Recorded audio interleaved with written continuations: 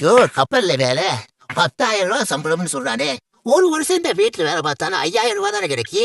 10,000 ரூபாய் சம்பளம் ஆச்சே. ஐயோ, ஒரே வருஷத்துல வீடு வாங்கிடலாம், அடுத்த வருஷத்துல கார் வாங்கிடலாம், அதுக்கு அடுத்த வருஷத்துல கரண்ட் கிடைக்கிற எவனாவது நிலத்தை வாங்கிடலாம். இல்லையா? 10,000 ரூபாய் சம்பளம், கப்பல்ல வேலை. ஐயோ, நாடு பூரா சுத்தி பார்க்கலாம், உலகமெல்லாம் சுத்தி பார்க்கலாம், விதவிதமா சாப்பிடலாம், விதவிதமா ட்ரெஸ் போடலாம். இன்னொரு கப்பல்கார பொண்ணை பார்த்து செட்டப் பண்ணி ஆக்கிர செட்டில் ஆகிடலாம்.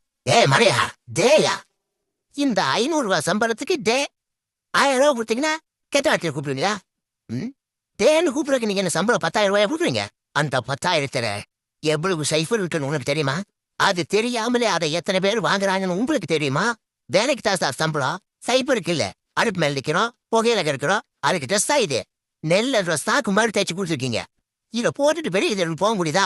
நைக்குளம் கூட பின்னால் வரா, நல்ல பேண்ட் பாஸ் மாதிரி கம்பெனிக்கு பதிலாக வாயில கூட பூத்து கூட சொல்லியிருக்கீங்க. யாரையா இது? எனக்கு இது வேலை புரியல, என்ன வேலை விட்டு எடுத்துக்கா. முத்தையா, யார் முத்தையான்னு பேர் சொல்லி கூப்பிடுறது? இந்த வீட்டுல யாரையுமே திருத்த முடியலப்பா.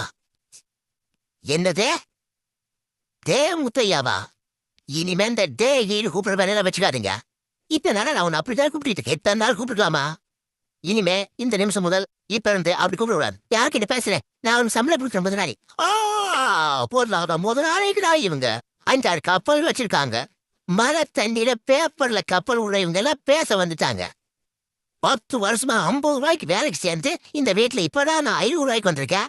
இனிமே நான் 1000 ரூபாய் வாங்கணும்னா 50 வருஷம் இன்னும் இந்த வீட்டுல வேலை செய்யணும்.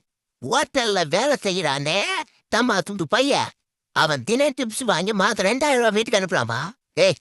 என்ன ஆச்சு உனக்கு? இன்னைக்கு என்னமோ ஆச்சு, ஏதோ ஆச்சு, எப்படியோ போச்சு. என்ன வேலையை விட்டு நிப்பாட்டுங்க சார். இனிமே இந்த வீட்டு பக்கம் நீ திரும்பி வரமாட்டேன், இந்த வீட்டு செவத்து பக்கம் கூட வரமாட்டேன். வேணும்னா என்ன தேடிட்டு நீங்க வாங்க. அப்போ மறுபடியும் மாட்டேன்னா செருப்பால அடிங்க. பெரியப்பா, தேங்க்யூ.